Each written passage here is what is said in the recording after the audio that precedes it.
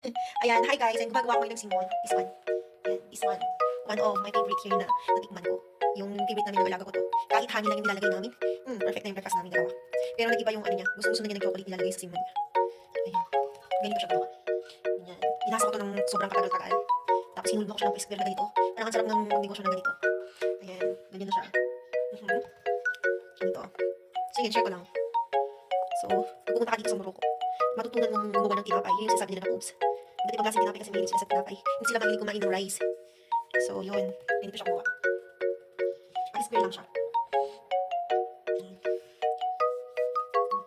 Hindi man perfect magawa ko dito. Kasi hindi pa ako balikan gumawa.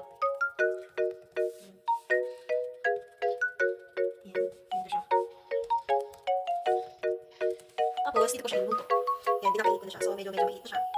And then, matay din sa ito. Yan, niluto siya natin ganito.